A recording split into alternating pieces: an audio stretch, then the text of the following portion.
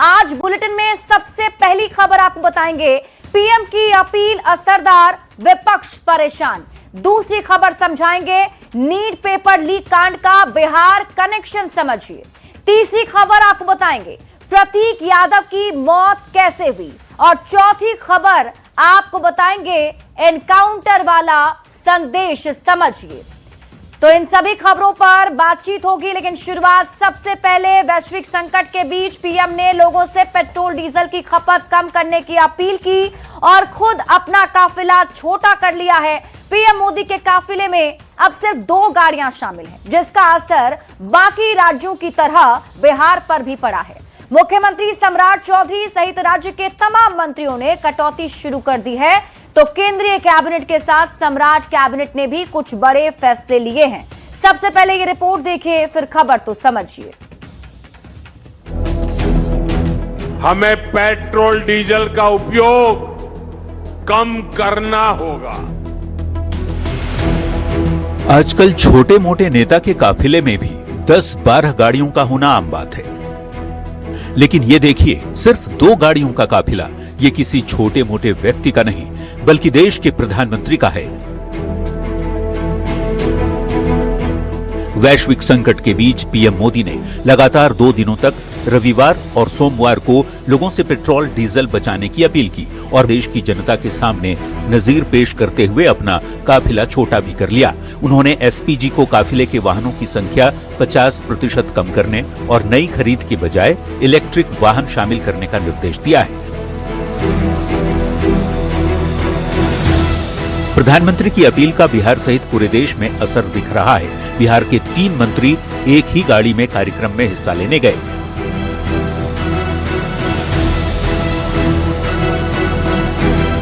प्रधानमंत्री जी का जो अपील है उसका जो साफ असर जो है वो दिखाई पड़ रहा है और यही कारण है कि 3 मंत्री जो हैं एक गाड़ियों से यहाँ पे कैबिनेट पहुँचे हैं। प्रधानमंत्री की अपील के बाद मुख्यमंत्री सम्राट चौधरी ने भी अपना काफिला छोटा कर दिया। मंत्रियों और अधिकारियों से वाहन कम करने और सार्वजनिक कार्यक्रम में अतिरिक्त वाहन न लाने की अपील की है। सीएम ने लोगों से सादगी अपनाने, प्लास्टिक ट्रांसपोर्ट पर जोर देने, वर्क फ्रॉम होम संस्कृति को बढ़ावा देने के साथ साथ सप्ताह में 1 दिन नो व्हीकल डे मनाने का आग्रह किया है। यही नहीं, महिलाओं को इलेक्ट्रिक कार खरीदने पर 1 लाख रुपए का अनुदान भी मिलेगा। मुख्यमंत्री ने इसकी पहल करते हुए सबसे पहले खुद के ही कारकेट पर उन्होंने ये निर्देश जारी किया है। मौजूदा हालात को देखते हुए केंद्रीय कैबिनेट में भी कई अहम फैसले लिए हैं। पेट्रोलियम के विकल्प ढूंढने पर जोर दिया जा रहा है। कैबिनेट ने कोल गैसिफिकेशन स्कीम की मंजूरी दी है। कोल गैसिफिकेशन के लिए 3 लाख करोड़ का निवेश किया जाएगा। भारत में प्रचुर मात्रा में कोयला उपलब्ध है। करीब करीब अगर देखें तो आगे के 200 साल के लिए जितना कोयला चाहिए उतना भारत में ऑलरेडी उपलब्ध है। तो उस कोयले का उपयोग करके क्या हम गैस बना सकते हैं, इस विषय पे एक अच्छा प्रयास चल रहा था। उसका आज फैसला लिया गया है और बहुत ही सामूहिक फैसला है।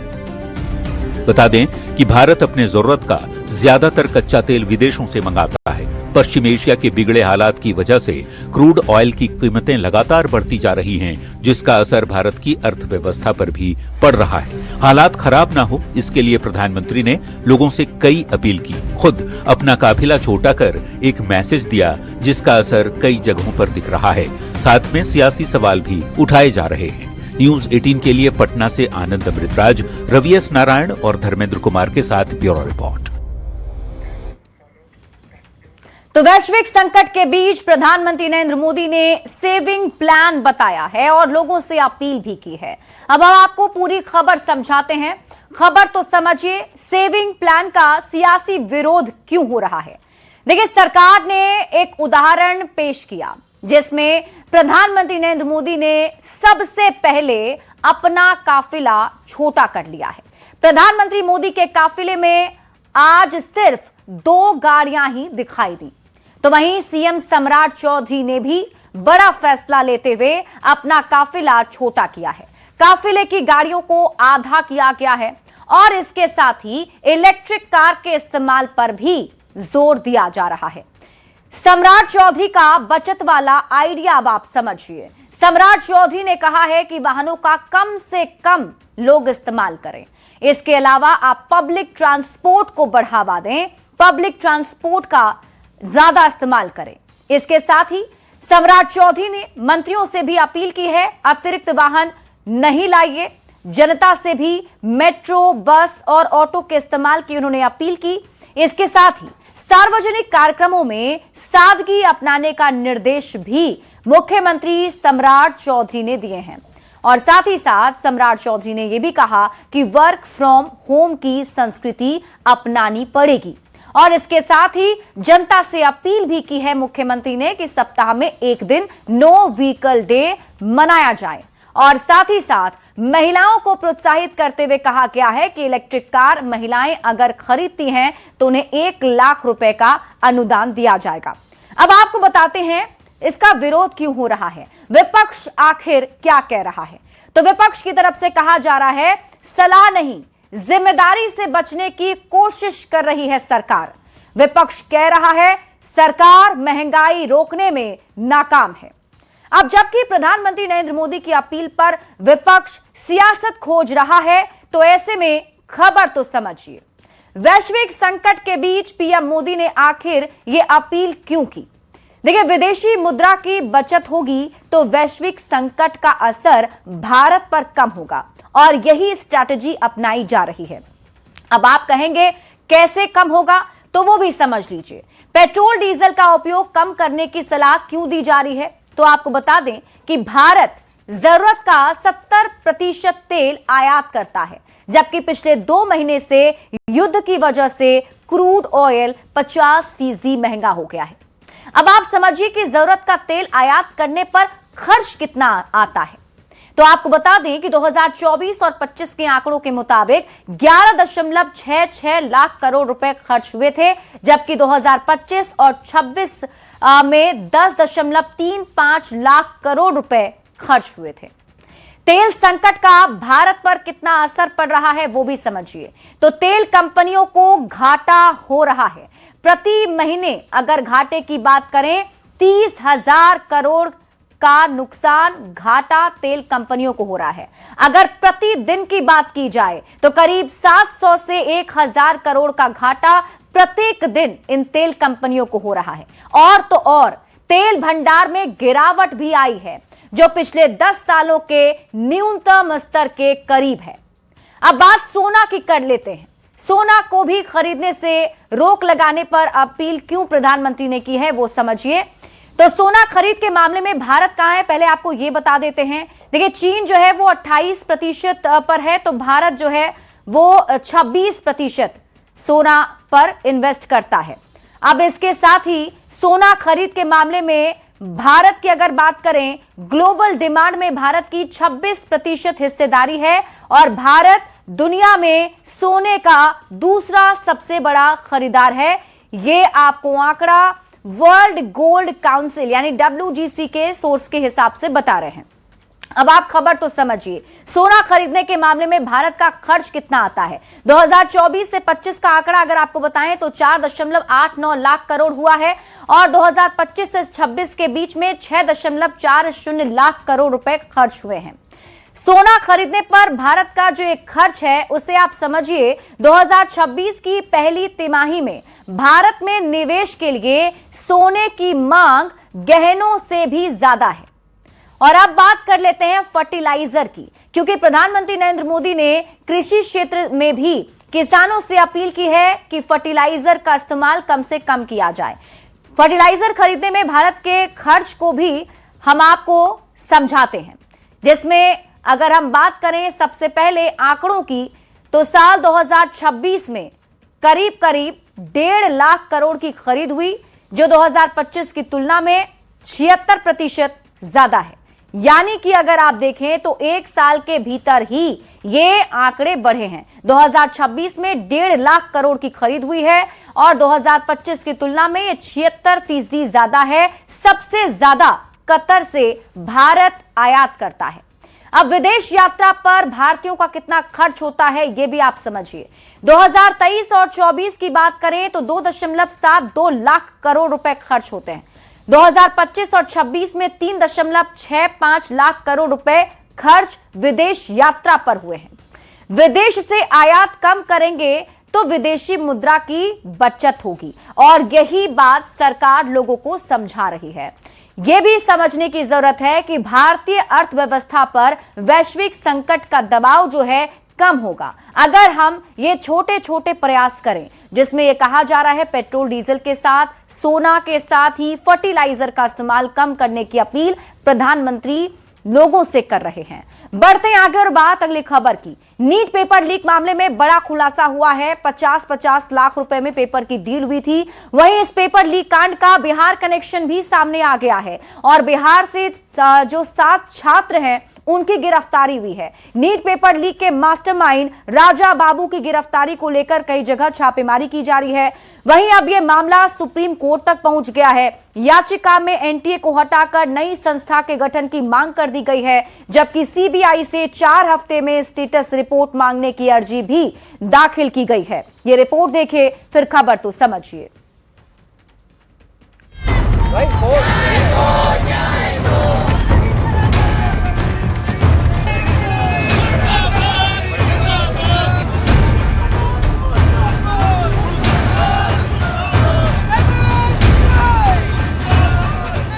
देश की सबसे बड़ी मेडिकल प्रवेश परीक्षा नीट एक बार फिर विवादों में है। वहीं नीट पेपर लीक कांड का बिहार कनेक्शन सामने आने लगा है। इस मामले में बुधवार दोपहर बिहार से 7 छात्रों की गिरफ्तारी हुई है, जबकि नीट पेपर लीक का मास्टरमाइंड राजा बाबू की गिरफ्तारी को लेकर कई जगह छापेमारी की जा रही है। राजा बाबू मुजफ्फरपुर का रहने वाला है। था एग्जाम से ठीक पहले जो है पुलिस ने इस मामले का खुलासा किया था और इसका मास्टरमाइंड जो है वो एमबीबीएस का एक छात्र बताया जा रहा है। नालंदा पुलिस ने गिरोह के 7 लोगों को गिरफ्तार किया था। बता दें कि नालंदा पुलिस ने 2 मई को वाहन चेकिंग के दौरान जिन 3 युवक को अरेस्ट किया था उनमें से एक अवधेश कुमार मेडिकल का छात्र है। इससे जब पुलिस ने पूछताछ की तो इसने कई खुलासे किए, जिसके बाद नालंदा पुलिस ने मोतिहारी, छपरा, सीतामढ़ी और मुजफ्फरपुर से अब तक कुल 7 लोगों को अरेस्ट कर चुकी है, जिन्हें रिमांड पर लेकर सीबीआई पूछताछ करेगी। और बताते चले कि जिन लोगों को गिरफ्तार किया उसमें जो है मुख्य नाम जो है मोतिहारी से अमन कुमार सिंह है, सीतामढ़ी से हर्षराज है, छपरा से अवधेश कुमार है, मुजफ्फरपुर से पंकज कुमार है और मनोज कुमार है। इन सभी से जो है नालंदा पुलिस ने फौरी तौर पर पूछताछ की है और अब सीबीआई भी इन लोगों से पूछताछ करेगी। नीट पेपर लीक मामले में बड़ा खुलासा हुआ है। सूत्र बता रहे हैं कि 50-50 लाख रुपए में पेपर की डील हुई थी। एडवांस में कई छात्रों से 2 से 5 लाख रुपए लिए गए थे। वैसे नीट पेपर लीक मामले में एनटीए ने बड़ा फैसला लेते हुए 3 मई को हुई परीक्षा को रद्द कर दिया है। री एग्जाम की तारीख जल्द तय की जाएगी। छात्रों को दोबारा आवेदन करने की जरूरत नहीं होगी। साथ ही पेपर लीक केस की जांच सीबीआई ने शुरू भी कर दी है। लेकिन परीक्षा रद्द होने के बाद पटना सहित देश भर के मेडिकल स्टूडेंट्स और नीट अभ्यर्थियों में नाराजगी बढ़ी है। पेपर लीक के आरोपों ने लाखों छात्रों और अभिभावकों की चिंता बढ़ा दी है। सवाल है कि आखिर इतनी बड़ी परीक्षा की गोपनीयता बार बार कैसे टूट रही है? क्या छात्रों की मेहनत के साथ खिलवाड़ हो रहा है? बच्चों से धोखे का आखिर हिसाब कौन देगा? न्यूज 18 के लिए पटना से अमित कुमार के साथ ब्यूरो रिपोर्ट। तो नीट परीक्षा पेपर लीक कांड के बारे में अब आपको पूरी खबर समझाते हैं। पूरी घटनाक्रम क्या है ये आप समझिए एक एक करके, जिसमें हम आपको बताते हैं कब कब क्या क्या हुआ है। लेकिन नीट पेपर लीक वाली खबर को समझिए। 180 सवाल का नीट 150 प्रश्न जो हैं वो लीक हो गए। अब इसे सवाल समझें या सच्चाई, इस बात की चर्चा पूरे देश में हो रही है। 3 मई 2026 को नीट यूजी की परीक्षा हुई। परीक्षा से पहले गेस पेपर जो है वो वायरल हो गया, जिसमें 150 पन्नों की पीडीएफ व्हाट्सएप पर सर्कुलेट हो रही थी। सैकड़ों व्हाट्सएप ग्रुप में यह पीडीएफ शेयर किया गया था। प्रश्न पत्र से 150 सवाल मैच होने का दावा भी किया जा रहा है। गेस पेपर में 600 अंक के सवाल का दावा है और फिर जांच में यह पता चला कि गेस पेपर में 410 प्रश्न थे। नीट परीक्षा और पेपर लीक का पूरा घटनाक्रम क्या है वो समझिए। तो 3 मई 2026 को नीट यूजी परीक्षा हुई, जिसमें लाखों छात्रों ने परीक्षा दी थी। उसके बाद 7 मई 2026 को सोशल मीडिया टेलीग्राम पर गेस पेपर वायरल होने की खबर मिली। कई छात्रों और कोचिंग ने ओरिजिनल पेपर से इसे बताया कि बिल्कुल मैच करता हुआ है। 8 मई 2026 को एनटीए ने फिर सत्यापन करना शुरू कर दिया। राज्य एजेंसियों को जानकारी भेजी गई। इसके बाद 9 मई 2026 को राजस्थान एसओजी ने सीकर में छापेमारी की। नासिक सहित कई जगहों पर सर्च किया गया, जिसमें कई संदिग्ध हिरासत में लिए गए। इसके बाद 10 मई 2026 की तारीख कई राज्यों से गिरफ्तारी होती है। एनटीए ने फर्जी बताकर कार्रवाई की चेतावनी भी दी। फिर 11 मई 2026 को केंद्र ने मामले को गंभीरता से लिया और इस मामले में कुछ एफआईआर और भी दर्ज किए गए। 12 मई 2026 नीट यूजी 2026 परीक्षा को रद्द कर दिया गया। फिर से परीक्षा कराने का फैसला लिया गया और ये पूरा मामला सीबीआई को सौंप दिया गया है, यानी सीबीआई अब इसकी जांच कर रही है। 13 मई 2026 की तारीख जब सीबीआई और राज्य एसओजी की संयुक्त जांच शुरू है। सुप्रीम कोर्ट भी ये मामला पहुंच चुका है, जहां सुप्रीम कोर्ट में अर्जी दाखिल करते हुए कहा गया है कि जल्द से जल्द इसका स्टेटस रिपोर्ट सीबीआई दाखिल करे। नीट मामले में एनटीए का फैसला क्या रहा वो आप समझिए। देखिए, 3 मई 2026 को जो परीक्षा ली गई थी नीट की, उसे रद्द कर दिया गया है। अब यह परीक्षा दोबारा कराई जाएगी। दोबारा यह परीक्षा होगा तो जो आपका यानी कि जो छात्र जिन्होंने रजिस्ट्रेशन करा रखा है, जिन्होंने एग्जाम दिया था, उनका पुराना रजिस्ट्रेशन ही मान्य रहेगा, यानी कि आपको दोबारा आवेदन करने की जरूरत नहीं होगी। इसके साथ ही परीक्षा फीस जो है वो वापस की जाएगी। जो एग्जाम फीस आपका लगा है वो वापस आपको मिलेगा। नई परीक्षा बिना अतिरिक्त शुल्क के किए जाएंगे। ये एनटीए की तरफ से फैसला लिया गया। तो अब आपको बताते हैं नीट पेपर लीक का बिहार कनेक्शन समझिए। 2 मई को नालंदा पुलिस 3 युवकों को गिरफ्तार करती है। गिरफ्तार युवकों में अवधेश कुमार, जो कि मेडिकल का छात्र है, ये शामिल है। पूछताछ के आधार पर छापेमारी हुई और उसके बाद गिरफ्तारी हुई है, जिसमें मोतिहारी, छपरा, सीतामढ़ी और मुजफ्फरपुर में छापेमारी की गई और इन 4 जिलों से अब तक 7 छात्र जो हैं वो गिरफ्तार किए गए हैं। अब इनसे आगे पूछताछ की जा रही है और इस पूरे नेटवर्क को खंगाला जा रहा है, क्योंकि इसके तार बिहार के साथ भी जुड़ गए हैं। बढ़ते हैं आगे और बात अगली खबर की। मुलायम सिंह यादव के छोटे बेटे और अखिलेश के सौतेले भाई प्रतीक यादव का निधन हो गया। 38 साल के प्रतीक यादव बीजेपी नेता अपर्णा यादव के पति थे। पिछले कुछ समय से उनका इलाज चल रहा था। प्रतीक यादव का अंतिम संस्कार कल पिपरा घाट पर होगा। पोस्टमार्टम रिपोर्ट में कार्डियो अरेस्ट कोलैप्स से मौत का खुलासा हुआ है। ये रिपोर्ट देखिए फिर खबर तो समझिए।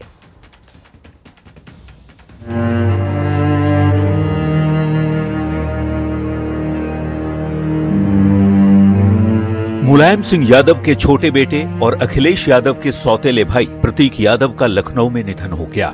उनकी उम्र महज 38 साल थी। प्रतीक बीजेपी नेता अपर्णा यादव के पति थे। पिछले कुछ समय से उनका इलाज चल रहा था। करीबी लोगों के मुताबिक उनका इलाज विदेश से भी चल रहा था। प्रतीक यादव की तबीयत खराब होने पर उन्हें सिविल अस्पताल लाया गया, जहां डॉक्टरों ने उन्हें मृत घोषित कर दिया। उनको यहाँ ले आया गया। उस समय उनकी मृत्यु हो चुकी थी। उनको डॉक्टरों द्वारा एग्जामिन किया गया तो वाइटल्स कोई नहीं थे। मृत घोषित करके पुलिस को इन्फॉर्म कर दिया गया।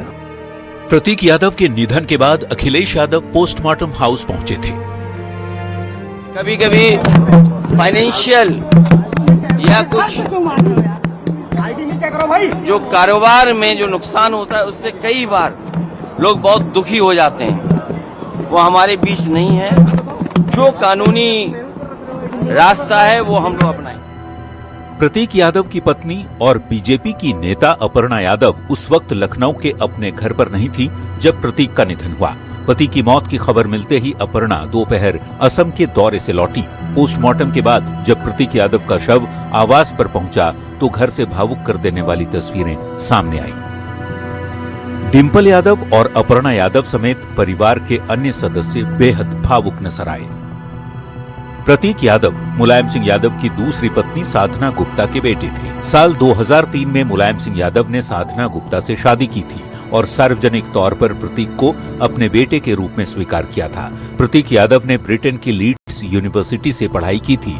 वो सक्रिय राजनीति से दूर रहे और रियल एस्टेट के साथ ही फिटनेस बिजनेस से जुड़े थे। करीब 14 साल पहले उन्होंने अपर्णा यादव से लव मैरिज की थी।